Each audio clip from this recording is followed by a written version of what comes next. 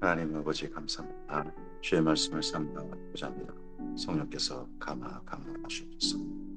주의 말씀, 주의 말씀 그대로 알아내 이로 인해 주께서 기뻐하신 삶으로 나아가는 우리에게 하옵소서. 말씀하시옵소서. 삼가 듣겠나이다. 예수님 이름으로 기도합니다. 아멘. 네, 오늘은 다니엘서 7장에서 9장까지 말씀 함께 읽습니다. 다니엘서 가운데 전반부 이스라엘 민족이 포로로 와서 경험했던 사건, 거기에 대한 내용이 1장부터 6장까지고요. 7장부터 12장은 다니엘 혼자의 사건입니다. 그가 계시받았던 역사입니다. 바벨론 포로 이후 제국시대, 4대 제국시대에 대한 특별히 그 가운데서 메데 페르시아, 거기다가 좀 더 집중해서 헬라 제국시대, 그 역사 시대에 대한 계시의 말씀을 기록하고 있는데 그 말씀이 7장부터입니다. 다니엘서 7장입니다. 바벨론 벨사사랑 원년에 다니엘이 그의 침상에서 꿈을 꾸며 머릿속으로 환상을 받고 그 꿈을 기록하며 그 일의 대략을 진술하니라. 그 일의 대략, 전체적으로 자세히 기록한 게 아니라 대략을 있다는 거죠.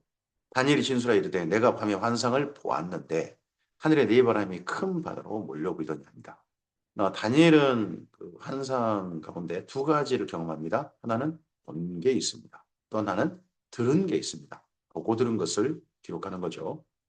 하늘에 네 바람이 큰 바다로 몰려갔는데 큰 짐승 넷이 바다에서 나왔는데 그 모양이 각각 다르더라. 첫째는 사자와 같은데 독수리의 날개가 있더니 내가 보는 중에 그 날개가 뽑혔고 또 땅에서 들려서 사람처럼 두 발로 서게 함을 받았으며 또 사람의 말을 받았더라. 또 보니 다른 짐승 곧 둘째는 곰과 같은데 그것이 몸 한쪽을 들었고 그 입에 이 사이에는 새 갈빗대가 물렸는데 그것에 말하는 자들이 있어 이르기를 일어나서 많은 고기를 먹으라 하였더라. 그 후에 내가 또 본즉 다른 짐승 곧 표범과 같은 것이 있는데 그 등에는 새의 날개 넷이 있고 그 짐승에게는 또 머리 넷이 있으며 권세를 받았더라.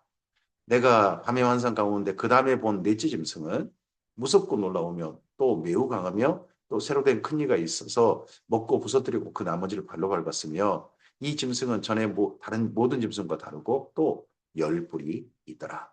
내가 그 뿔을 유심히 보는 중에 다른 작은 뿔이 그 사이에서 나더니 첫 번째 뿔 중에 셋이 앞에서 뿌리까지 뽑혔으며 그 작은 뿔에는 사람의 눈 같은 눈들이 있고 또 입이 있어서 큰 말을 했더라 합니다. 어, 여기까지 바다에서 올라온 네 짐승을 한번 그림으로 본다면요. 이렇게 될 겁니다. 첫 번째, 날개 달린 사자, 여기는 바벨론을 상징하는 거였습니다. 그리고 한쪽 발을 들고 갈빗대 세대를 문 곰, 바다에서 올라온 이 짐승은 메데페르시아를 가리킵니다. 그가 입에 물고 있는 새 갈빗대는 그 원래 페르시아가 작은 나라인데 속주인데 그 페르시아를 다스리는 메디아라는 나라를 가장 먼저 정복합니다. 페르시아가 메디아를 정복해버려요. 이게 첫 번째 갈빗대고 메디아 바로 옆에 서쪽에 있는 제국이 있습니다. 루디아입니다. 루디아를 또 정복해버립니다. 그 두 번째 갈빗대고요. 그리고 메디아, 루디아 그 남쪽에 있는 메소포타미아에 자리 잡고 있는 제국이 있습니다. 거기가 바벨론입니다. 바벨론까지 정복해버립니다. 새 갈빗대를 입에 문 거죠. 하지만 계속해서 갈빗대를 더 물려고 합니다. 그게 그리스였습니다. 하지만 끝내 물지 못하죠. 도리어 그리스에게 거꾸로 당하게 됩니다. 그래서 세 번째 짐승이 사실 그리스입니다. 헬라라 표현되는 그리스죠. 날개 넷에 머리 넷. 여기는 알렉산더로 시작하지만 네 나라로 나뉘게 되죠. 4대 제국으로. 거기에 대한 거고 이 헬라 다음에 헬라까지도 정복해버린 거대한 제국, 강한 제국이 나타납니다. 그 제국 로마가 됩니다. 이게 다니엘서 7장에 나오는 짐승의 환상이죠. 내가 보니 왕자가 놓이고 옛적부터 항상 계신 이가 좌정하셨는데 그의 옷은 희기가 눈 같고 그의 머리털은 깨끗한 양의 털 같고 그의 모자는 물꽃이요 그의 바퀴는 타오르는 불이며 불이 강처럼 흘러 그 앞에서 나오며 그를 섬기는 자는 천천히요 그 앞에 모여 선 자는 만만이며 심판을 베푸는데 책들이 펴놓였더라. 그때 내가 작은 뿔이 하는 큰 소리로 말미암아 주목하여 보는 사이에 짐승이 죽임을 당하고 그의 시체가 상한 바 되어 타오르는 물에 던져졌으며 그 나머지 짐승들은 그의 권세를 빼앗겼으나 그 생명은 보존되어 정한 시기가 이르기까지 기다리게 되었다. 이 땅에 4대 제국 후에 제국이 없느냐? 계속 제국이 이어집니다. 지금도 어떻게 보면요. 전 세계를 제국 시대가 아닙니다만은 강력한 나라들이 작은 나라들을 지배하는 크게 영향을 주는 제국시대 연장이라고 할 수 있습니다. 그리고 마지막 제국의 최종적인 모습은 짐승이 되겠죠. 작은 뿔이라고 표현되어 있는데 작은 뿔이 짐승의 상징적인 모습이 될 수도 있습니다. 마지막 내가 또 밤 환상 중에 보니 인자 같은 이가 하늘 구름을 타고 옛적부터 항상 계신 이에게 나아가 그 앞으로 인도되매 그에게 권세와 영광과 나라를 주고 모든 백성과 나라들과 다른 언어를 말하는 모든 자들이 그를 섬기게 하였으니 그의 권세는 소멸되지 아니하는 영원한 권세요 그의 나라는 멸망하지 아니할 것이라. 하지만 인간의 제국 시대는 반드시 종말을 구하고 종막 막을 내리고 하나님의 영원한 나라 인자의 나라가 이 땅 가운데 이루어질 것입니다. 우리는 이 나라에 들어가길 바라는 거죠. 근데 문제는 뭐냐 그러면 인자 같은 이가 오셔서 이루는 이 나라가 다니엘에게 기쁨이 되냐는 겁니다. 다니엘은 지금 이스라엘 민족이 이 바벨론 포로에서 역사를 끝내고 모든 것들을 끝내고 지배받음을 끝내고 돌아가서 독립된 나라 그리고 이스라엘 민족이 앞으로 장구한 정말 영원한 나라 그런 나라가 되기를 원할 겁니다. 근데 자기 나라에 대한 내용이 없어요. 자기 나라는. 나 다니엘 그러다 보니까 중심에 근심하며 머릿속의 환상이 나를 번민하게 한지라. 이 환상을 보고 나서 다니엘이 기쁨과 한이 찬 게 아니라 근심하고 번민했다는 겁니다. 내가 그 모세 선자 중에 하나에게 나아가서 그 이 모든 일에 진상을 물으매 그가 내게 말하여 이 일의 해석을 알려주며 이르되 진상을 물었더니 해석을 알려줬습니다. 그 앞에 네 바다에서 올라온 네 짐승과 그리고 영원한 하나님 나라 그 큰 네 짐승은 세상에 일어날 네 왕이라. 지극히 높으신 이의 성도들이 나라를 얻으리니 그의 누림이 영원하고 영원하고 영원하리라. 이에 내가 넷째 짐승에 관하여 확실히 알고자 했더니 곧 그것은 모든 짐승과 달라서 심 무섭더라. 그이는 쇠요 그 발톱은 노시니 먹고 부서뜨리고 나머지는 발로 밟았으며 또 그것의 머리에는 열 뿔이 있고 그 외에 또 다른 뿔이 나오며 세 뿔이가 빠졌으며 그 뿔에는 눈도 있고 큰 입을 말하는 입도 있고 그 모양이 동류보다 커 보이더라. 내가 본즉 이 뿔이 성도들과 더불어 싸워 그들에게 이겼더랍니다. 지금 다니엘은 네 번째 짐승에 대해서 굉장히 주목해 봤습니다. 이거 도저히 어찌할 수 없는, 세상에 어찌할 수 없는 가장 강력한 제국의 모습으로 보였거든요.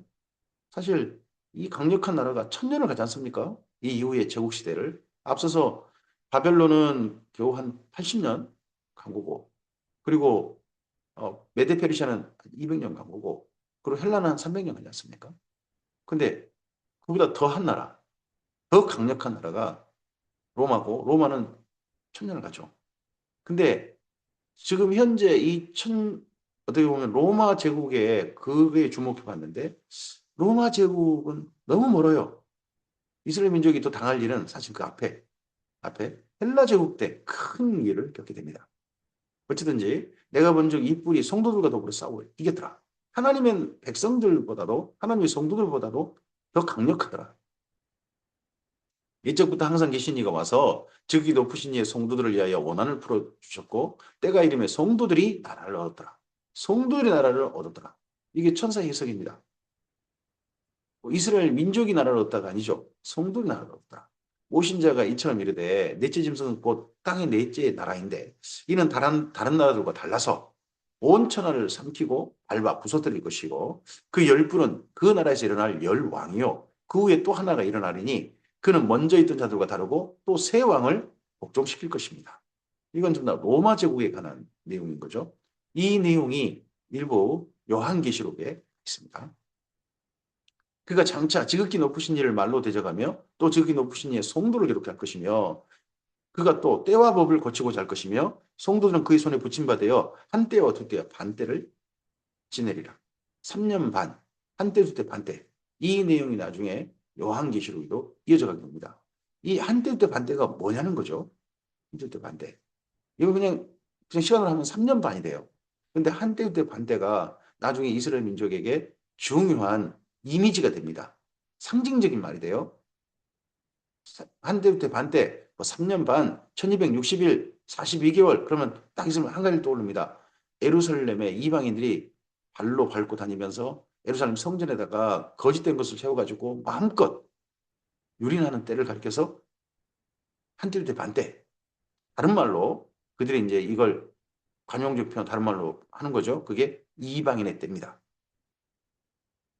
그러나 심판이 시작되면 그는 권세를 빼앗기고 완전히 멸망할 것이요. 나라와 권세와 온 천하의 나라들의 위세가 지극히 높으신 이의 거룩한 백성에게 붙임받으리니 그의 나라는 영원한 나라이라 모든 권세 있는 자들이 다 그를 섬기며 복종하리라.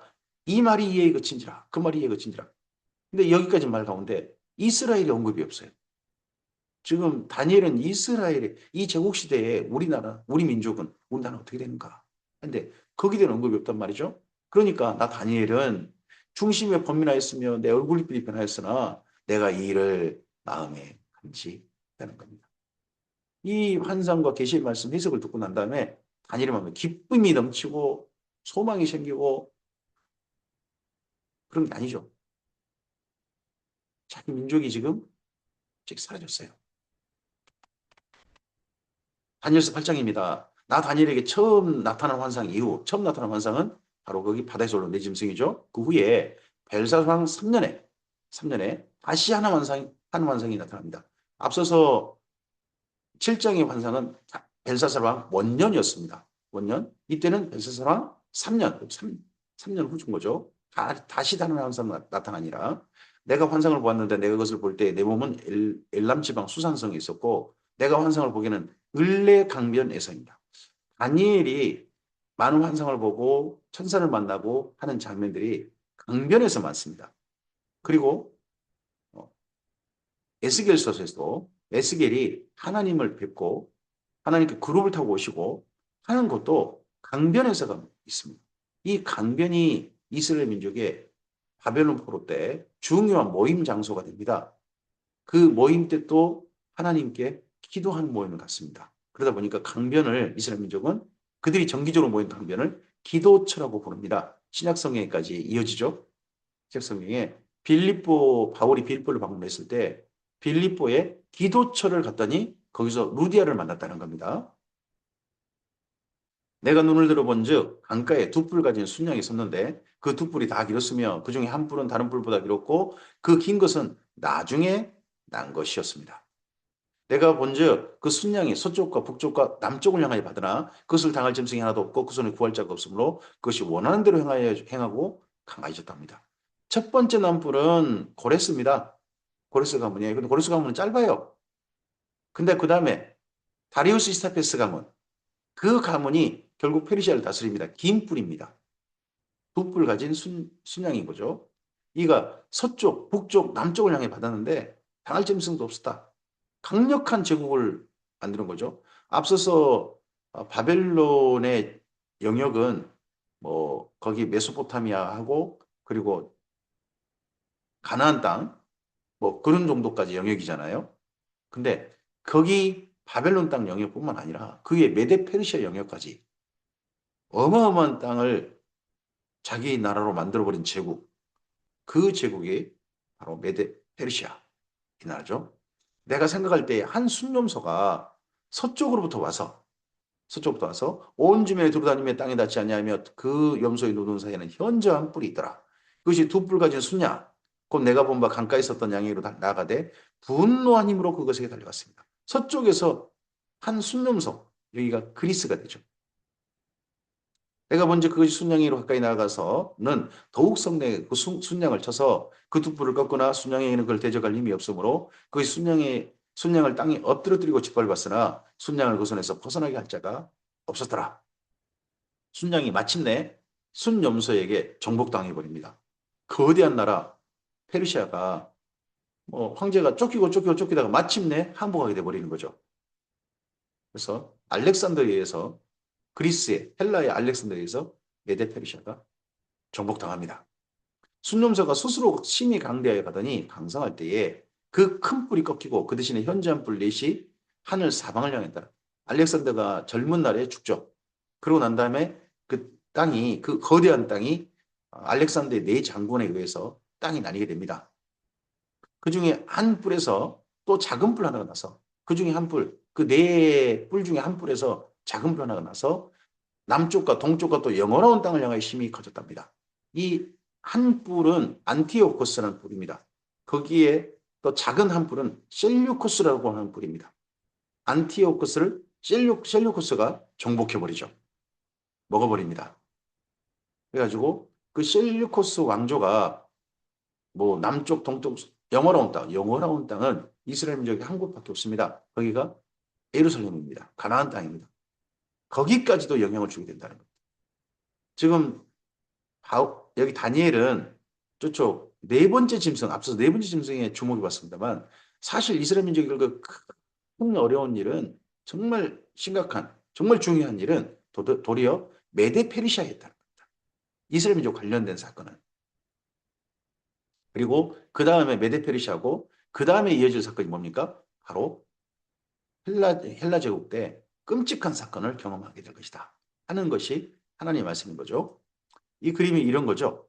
서쪽에서 동쪽에 순양이 있고 서쪽에서 순념사가 와서 이걸 정복해버리는 그 사건을 환상 가운데 본 겁니다. 그것이 하늘 군대에 미칠 만큼 커져서 그 군대와 별들 중에 몇을 땅에 떨어뜨리고 그것들을 짓밟고 또 스스로 높아져서 군대의 주제를 대적하며 그에게 매일 드린 제사를 없애버렸고 그의 성소를 헐었으며 그의 악으로 말미암아 백성이 매일 드린 제사가 넘긴 바 되었고 그것이 또 진리를 땅에 던지며 자의로 형통하였더라. 이때 셀류쿠스 왕조 때 이 예루살렘을 완전히 짓밟을 거예요. 근데 이게 짓밟는다는 말은 한 가지 사건이 전제됩니다. 그게 뭐냐 그러면 이스라엘 민족이 가나안 땅으로 돌아가 있는 것을 전제합니다. 있는 걸 전제로 해요. 일단은. 근데 돌아간 이스라엘 민족이 거기에서 독립된 나라로 평화를 누리는 게 아니라 평화를 누리는 게 아니라 이 제국에게 짓밟힐 거라는 겁니다. 더더구나 제국이 거기에 하나님을 섬기는 그 모든 제사 제도를 빼버리고 성소를 헐고 거기다가 우상을 막 세워버리고 그런 일을 당할 거거든요. 이게 한때, 두때, 반때가 됩니다.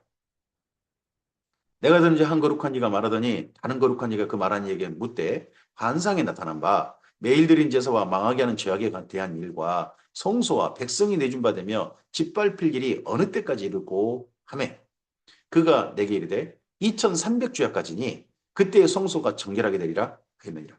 한때 때 반때 1260일 그리고 나서 성전을 정결하게 하는 나머지 시간까지 포함하면 2300주야 정도 후에 그 다음에 비로소 성전이 정결하게 되어서 하나님께 제사를 올려드리게 됩니다. 절기를 지키게 됩니다. 그게 수전절. 나중에 수전절 정도, 수전절의 절기가 2300주야 정도까지 지나서야 지키게 된다. 하나님이 미리 이렇게 예언되어 있습니다. 계시되어 있습니다. 나 다니엘이 이 환상을 보고 그 뜻을 알고자 할 때에 사람 모양 같은 것이 내 앞에 섰고 내가 들은 즉 을레간 두 언덕 사이에서 사람의 목소리가 있어서 외쳐 이르되 가브리엘아 이 환상을 그 사람에게 깨닫게 하라 하더니 깨닫게 하라. 자, 이때부터 7장이 없습니다만 해석을 알려줬죠. 8장부터 12장까지 깨달았다, 깨달았다, 깨달았다. 마지막 12장에서 깨닫지 못했다 하는 말이 계속 나오게 됩니다. 깨닫게 하라. 그가 내가 선 곳으로 나왔는데 그가 나올 때 내가 두려워서 얼굴을 땅에 대고 엎드리매 그가 내게 이르되 인자야 깨달아 알라. 이 환상은 정한 때 끝에 관한 것이라. 그가 내게 말할 때 내가 얼굴을 땅에 대고 엎드려 잠들매 그가 나를 오르만져 일으켜 세우며 이르시되 진노하시는 때가 마친 후에 될 일을 내가 내게 알게 하리니 이 환상은 정한 때 끝에 관한 것입니다. 정한 때 끝 그러면 우리는 자칫 예수님의 재림 때인가? 그런 생각을 할 때가 있습니다. 아닙니다. 정한 때 끝이란 말세인 거죠. 끝날, 말세라고 해요. 말세는 언제냐? 예수님의 초림 때부터입니다. 그러니까 예수님 초림 정도 때까지의 사건인 거예요. 바로 초림 때 바로 직전에 이 사건이 있는 거죠. 이 사건이 예루살렘의 성전이 더럽혀지고 이방인이 발로 짓밟고 거기에 제사를 못 드리게 만들고 도리어 우상의 제사를 바치는 한때그때 반대 사건이 이때 일어나게 됩니다. 내가 본 바 두 뿔 가진 순양은 곧 메대와 바사 왕들로 설명이 돼 있잖아요. 메대 페르시아다. 메대 페르시아다. 털이 많은 순용소는 곧 헬라 왕이다. 그리스라는 겁니다. 그 두 눈 사이에 있는 큰 뿔은 그 첫째 왕이요. 알렉산더죠. 그 이 뿔이 꺾이고 그 대신에 네 뿔이 났은즉 그 나라 가운데서 네 나라가 일어나되 그의 권세만 하지 못하는. 카산더, 리시마커스, 안티오코스 그리고 저 밑에 이집트에 뭐 그런 나라들인 거죠. 이 네 나라가 네 제국이 이 다음에 있게 된다. 실제 역사 속에 있게 됩니다. 이게 실제 역사 속에 있게 되다 보니까 여기 8장이나 이런 내용이라 8장이나 8장부터 한 11장까지를 9장 빼고 이걸 나중에 다니엘 시대가 아니라 나중에 마저 다니엘이 본 것처럼 쓴 게 아니냐 할 정도로 지금 역사에 너무나도 명확합니다. 물론 그럴 수도 있죠. 그런데 저는 다니엘이 봤다고 봅니다. 다니엘이 봤다면 앞으로 역사를 진행될 역사를 하나님께 미리 다니엘에게 말씀해 주신 거 아니겠습니까? 이미 역사가 정해진 겁니다. 할 일이. 이건 우리가 어떻게 하겠습니까? 하나님께서 그렇게 정하셨다는데. 정하셨고 그 일 가운데서 인간들을 구원하는 역사가 진행될 겁니다. 또 이스라엘 민족을 향한 역사가 진행될 거고 제국의 역사가 진행될 겁니다. 역사의 주관자는 역사를 정하시고 경륜, 하나님의 거대한 경륜, 그 계획, 그게 실행되고 있음을 우리 이런 말씀을 통해서 알게 됩니다.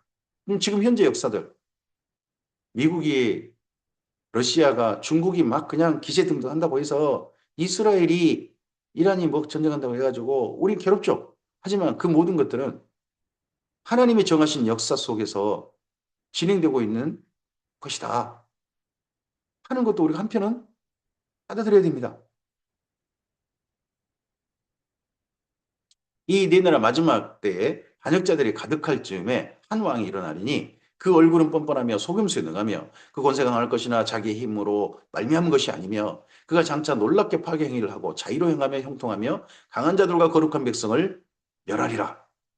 이 한 왕이 헬라 제국의 안티오코스 에피파네스라는 겁니다.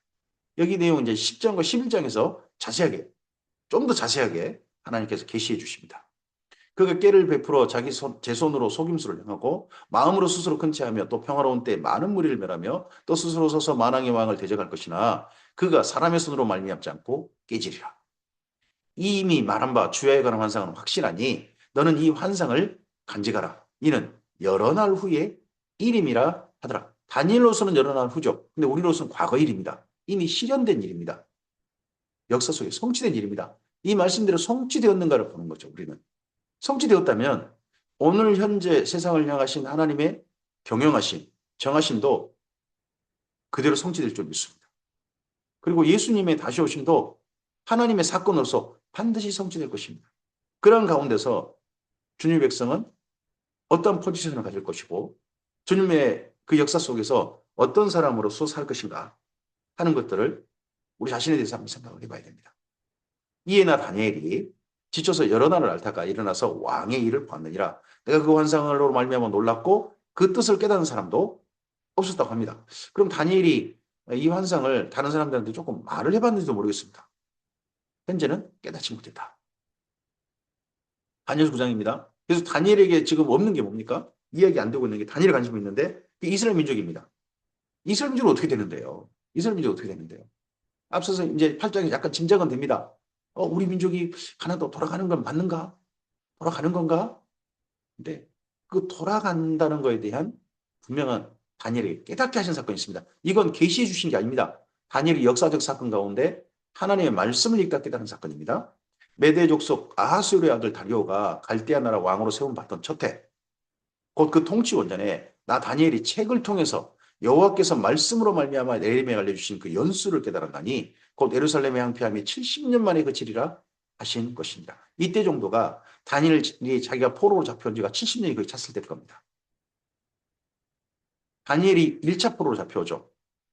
그러고 난 다음에 1차 기한까지, 1차 포로 때부터 1차 기한까지가 70년입니다. 그럼 70년이 거의 차갔던 때라는 거겠죠.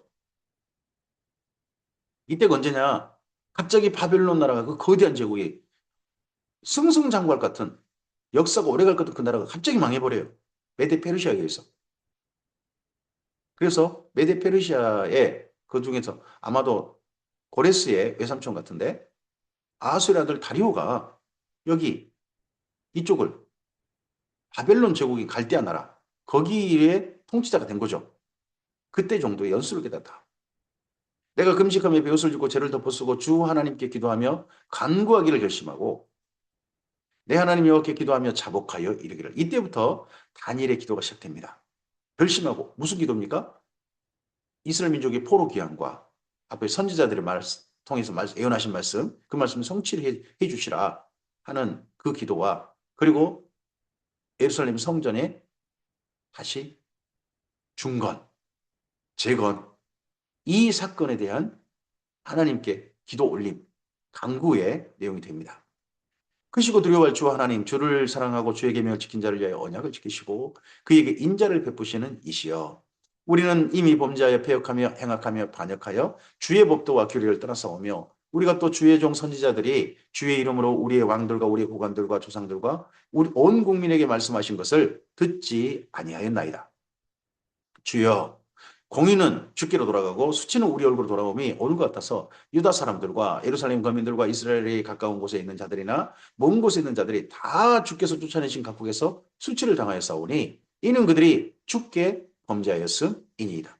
다니엘의 기도의 특징 중에 한 가지가 있습니다. 하나님을 부를 때 주여라고 부릅니다. 주님이라고 부릅니다.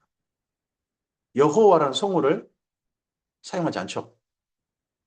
개인 기도를 올려드릴 때 또 이 기도문을 자기가 따로 쓴 것 같은데도 여호와라는 성호는 쓰지 않고 거의 안 쓰고 주여라고 하고 있다는 겁니다. 주여, 수치가 우리에게 돌아오고 우리의 고관, 우리의 왕들과 우리의 고관과 조상들에게 돌아온 것은 우리가 주께 범죄했음이니다마는 주 우리 하나님께는 긍휼과 용서하심이 있사오니 이는 우리가 주께 패역하였음이오며 우리 하나님 여호와의 목소리를 듣지 아니하며 여호와께서 그의 종 선지자를 부탁하여 우리 앞에 세우신 율법을 행하지 아니하였음이니이다. 온 이스라엘 주의 율법을 범하고 치우쳐가서 주의 목소리를 듣지 아니하였으므로 이 저주가 우리에게 내렸을 때 곧 하나님의 종 모세의 율법이 이렇게 맹세대로 되었사오니 이는 우리가 주께 범죄하였음이니이다. 자신들의 지금 바벨론 포로가 된 이유가 뭐다? 우리의 죄 때문이다. 우리 하나님을 범죄했기 때문이다. 우리 조상들이. 우리가 범죄했다. 라는 고백을 합니다. 다니엘의 이런 고백은 다니엘만 있는 게 아니라 이후 바벨론 포로 귀한 자들의 특징입니다. 조상들에 대해 자기들의 죄를 고백하는 특징. 그래서 지금도 이 고백의 특징이 교회 예배 대표 기도문 속에 자주 등장하죠. 자주 등장해서 우리의 죄를 자복하고 하나님의 예수님 안에서 죄의 용서하심을 다시 한번 거기를 의지하에 서서 주님 앞에 예배로 나아가는 그 기도문이 정식 기도문 속에 많이 있죠. 이때부터 출발된 겁니다. 주께서 큰 재앙을 우리에게 내리사 우리와 및 우리를 재판하던 재판관을 쳐서 하신 말씀을 이루셨사오니 온 천하의 예루살렘에 일어난 일 같은 것이 없나이다. 우리가 주의 말씀대로 그대로 처참하게 멸망당했습니다. 모세 율법에 기록된 대로 이 모든 재앙이 우리에게 이미 내렸사오나 우리는 우리 죄악을 떠나고 주의 진리를 깨달아 우리 하나님 여호와의 얼굴을 기쁘게 하지 아니하였나이다. 지난 바벨론 포로 생활에 이스라엘 민족이 온전히 하나님 앞에 회개한 민족으로 자신들의 죄를 온전히 떠나고 하나님의 진리를 깨달아 주님 앞에 선 자들로 지난 바벨론 포로 생활을 그렇게 산 것 같지는 않습니다. 일부 몇 사람은 진리 가운데 쓰나 많은 사람이 또 그렇게 살지는 않은 것 같습니다. 그러므로 여호와께서 이 재앙을 간직하여 두셨다가 우리에게 내리게 하셨사오니 우리 하나님 여호와께서는 행하시는 모든 일이 공의로우시나 우리가 그 목소리를 듣지 아니하였음이니이다. 강한 손으로 주의 백성을 애굽 땅에서 인도해 내시고 오늘과 같이 명성을 얻으신 주 우리 주 하나님이여 우리는 범죄하였고 악을 행하였나이다.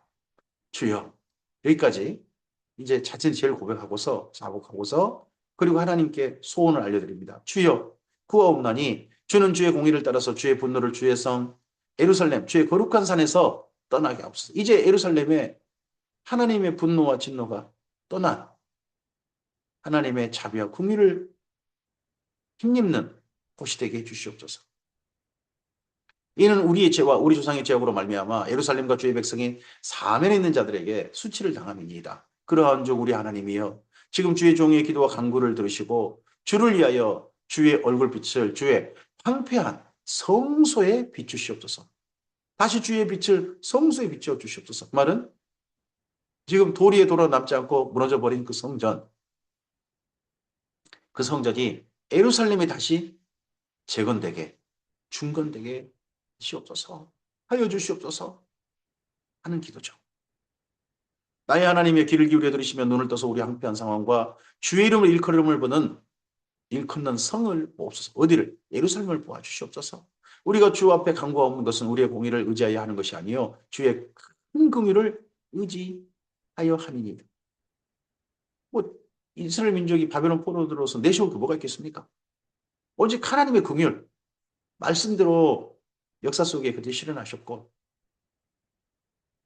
이스라엘 민족을 가지만 진노하셔서 황폐하셨지만 다시 70년 만에 회복시키실 것이다. 돌아가게 하실 것이다 했던 그 하나님, 그 하나님의 긍휼, 불쌍히 여기실 그게 의지하는 수밖에요. 주여 들으시옵소서. 주여 용서하시옵소서. 주여 귀를 기울이시고 행하시옵소서. 지체하지 마옵소서. 나의 하나님의 주 자신을 위하여 하시옵소서. 이는 주의 성과 주의 백성이 주의 이름을 일컫는 바 때문이다. 이게 보통 주여 삼창할 때 많이 인용되는 말씀입니다. 용서해 달라고. 그리고 예루살렘 다시 회복시켜 주시라고. 그리고 하나님을 위해서 이 일들을 이루어 주시라고 하는 기도인 거죠. 이 기도를 우리가 주여 삼창할 때 성령이 임하시기를 뭐 부흥회 때 쓰는데 본래 말씀의 취지와는 또 전혀 다르게 또 엉뚱하게 쓰고 있는 것 같습니다. 다니엘이 이거 외쳤을까요? 기도했다고 되어 있습니다. 말씀드렸다고 되어 있습니다. 내가 이같이 말하여 기도하며 나의 죄와 내 죄와 내 백성 이스라엘의 죄를 자복하고 나의 하나님의 거룩한 산을 위하여 내 하나님 앞에 간구했습니다. 어디를 위해서요? 하나님의 거룩한 산, 예루살렘을 위해서 성전산을 위해서 간구했다는 겁니다. 곧 내가 기도할 때에 이전에 환상 중에 본 그 사람 가브리엘이 빨리 나라 저녁 제사를 드릴 때에 즈음에 내게 이르더니 내게 가르치며 내게 말하여 이르되 다니엘아 내가 이제 내게 지혜와 총명을 주려고 왔느니라. 다니엘에게 말해줬습니다. 그래서 다니엘의 환상과 계시는 환상 뭐 7장부터 12장까지는 보고 들은 겁니다. 보고 들은 거. 그 외에 그가 이제 기도 드리는 내용도 물론 포함되어 있죠. 곧 내가 기도를 시작할 즈음에 명령이 내렸으므로 이제 내게 알리러 왔느니라. 너는 크게 은총을 입은 자라. 그런즉 너는 이 일을 생각하고 그 환상을 깨달을지니라. 깨달으라. 내 백성과 내 거룩한 성을 위하여 이런 일을 기한으로 정하였나니 허물이 그치며 죄가 끝나며 죄악이 용서되며 영원한 의가 드러나며 환상과 연영하며 또 지극히 거룩한 이가 기름 부음을 받으리라. 이 지극히 거룩한 이가라고 되어 있는데 사람이죠. 그러면 사람일 수도 있습니다. 사람도 됩니다. 근데 지극히 거룩한 고시 기름 부음 받으리라는 말도 됩니다. 여기 말씀이 이사야서 40장과도 연결될 수 있습니다. 지금 바벨론 포로 70년 세간이 복역 기간인 겁니다. 죄수로서 복역 기간. 이제 복역 기간 끝난 겁니다. 끝나면서 하나님께서 이제 죄를 용서하시고 허물을 이제 다시 영원한 의가 드러나고 그 영원한 의란 하나님께서 세우실 예루살렘. 그게 하나님의 영원한 의가 됩니다. 환상과 연영하는데 언제입니까? 포로 기한입니다. 그래서 여기를 포로 기한으로 보는 것이 상당히 많은 요즘 새로운 견해입니다. 물론 여기 지극히 거룩한 여기 기름 부음 받으라를 우리는 지금까지 예수님이다. 예루살렘에서 예수님이 된 사건이다. 라고 그렇게 해석을 많이 해왔습니다만. 그러면 너는 깨달아 알지니라. 예루살렘을 중건하라는 영이 날 때부터 기름 부음 받은 자, 곧 왕이 일어나기까지 7일에와 62일에가 지날 것이요. 여기에 기름 부음 받은 자 왕이라는 분은 예수님이 분명합니다. 근데 앞서서 24절에 거룩한 이가 기름 부음 받으리라 하는 표현은 거룩한 곳이 기름 부음 받으리라 하는 표현으로 읽는 것도 요즘 많이 대우되고 있고 실제 그런 의미가 있다는 겁니다. 기름 부음의 왕이라 그 곤란한 동안에 성이 중건되어 광장과 거리가 세워질 것이며 애순두일의 후에 기름 부음 받은 자가 끊어져 없어질 것이며 장차 한 왕의 백성이 와서 그 성읍과 성소를 무너뜨리려니와 그의 마지막은 홍수에 휩쓸림 같을 것이며 또 끝까지 전쟁이 있으리니 황폐할 것이 작정되었느니라. 장차 한 왕의 백성, 여기가 아까 앞서서 보았던 7장에서 보았던 마지막 네 번째 짐승. 네 번째 짐승 때 그때 사건이 되겠죠. 성소가 무너뜨리신다. 성과 성소가 무너뜨리신다. 실제 AD 70년에 이 사건이 일어나고 말죠. 그가 장차 많은 사람들과 더불어 하는 일의 언약을 굳게 맺고 그가 그 일의 절반의 제사와 예물을 금지할 것이며 또 포악하여 가증한 것이 날개를 의지하여 설 것이며 이미 정한 종말까지 진노가 황폐하게 한 자에게 쏟아지리라 했느니라. 이러한 사건이 여기는 메데 페르시아 때는 헬라족 때의 사건이 아닙니다. 도리어 많은 사람. 그 다음에 사건이 갈 수도 없고 아니면 여기 사건은 지금 앞서서 8장의 사건, 안티오코스 에피파네스 사건, 그 사건과도 또 관련되어 보이기도 합니다. 왜냐 그러면 이 다음에 10장과 11장은 여기 사건을 로마 제국 때 사건으로 본 게 아니라 바로 그 다음 헬라 제국 때 사건으로 기록하고 있기 때문입니다. 그렇지만 여기 앞서서 2회가 지나고 난 다음에 그 다음에 사건이라면 로마 제국 때가 되거든요. 로마 제국 때. 그럼 로마 제국 때 예루살렘이 완전히 예루살렘 성전이 무너지고 그런 사건이 일어나죠. 예루살렘 성전이 완전히 무너지는 것은 헬라나 메데 페르시아 때 있지 않았습니다. 메데 페르시아는 중건되었고 헬라 제국 때는 성전이 더럽혀졌죠. 하지만 무너져 버린 것은 나중에 로마 제국 때입니다. 오늘 여기까지 말씀입니다. 역사의 이제 계시가 이루어지고 있습니다. 역사에 대한 계시를 보면서 이스라엘 민족을 향한 관심이 여기 다니엘에 있습니다. 이제 우리의 관심은 우리 시대에 하나님의 역사가 하나님이 정하신 대로 이루어진다는 분명한 성경의 계시의 말씀에 대해서 우리가 어찌할 것이냐 하는 겁니다. 두 번째, 그 계시 가운데서 하나님의 이루신 가운데서 우리는 어떤 사람이 될 거냐는 겁니다. 성도가 되어야 될 것입니다. 깨달은 자가 되어야 될 것입니다. 잘못된 것을 깨닫는 것처럼 착각하는 자들이 아니라 올바른 걸 깨닫는 자들이 되어야 될 것입니다. 올바르게 깨닫고 바른 하나님의 성도로서의 삶으로 우리가 이 땅 가운데 오늘을 살아줄 것입니다. 하나님께서 역사의 주인이십니다. 역사의 주인으로서 우리를 이 세상 가운데 보내십니다. 보내신 주님의 뜻을 받들어서 오늘 세상 나라들 속에서 하나님의 온전한 거룩한 나라, 정의와 공의의 그리고 하나님이 인자하심이 실현되는 그 하나님의 나라, 예수님 안에서 사랑이 실현되는 그 나라, 그 나라가 바로 오늘 우리가 살아가는 이 하루이기를 주께서 복된 하루로 우리를 인도해 주시기를 소원합니다. 감사합니다.